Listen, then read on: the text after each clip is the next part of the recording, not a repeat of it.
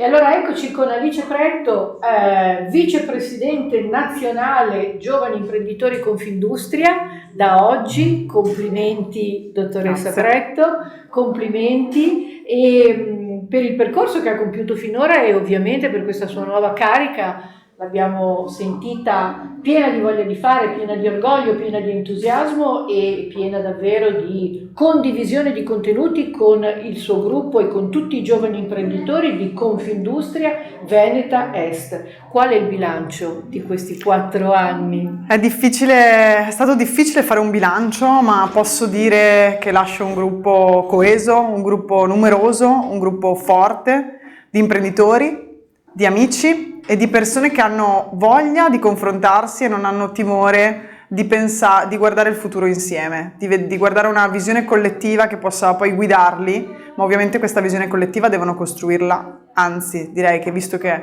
noi una prima base l'abbiamo gettata, devono continuare ad alimentarla. E difatti questi sono i valori che sicuramente lei porterà nella carica nazionale che andrà ad interpretare da oggi con il suo team e con tutti gli imprenditori.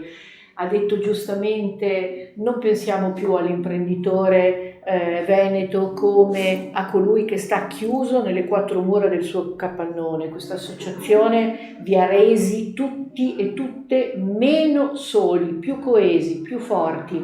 Ha parlato di nuovo umanesimo e ha parlato di inclusione. Questi valori lei porterà. Certamente li condividerò ovviamente con la nuova squadra di presidenza e con la nuova neoletta presidente. Soprattutto penso che oggi più che mai sia necessario un cambio di cultura e quindi questi valori rientrano anche in questo ambito. Io sono convinta che gli imprenditori sono a disposizione, anche e soprattutto noi giovani, per provare a portare una narrazione diversa e su questo ci impegneremo tutti insieme a tutti i livelli.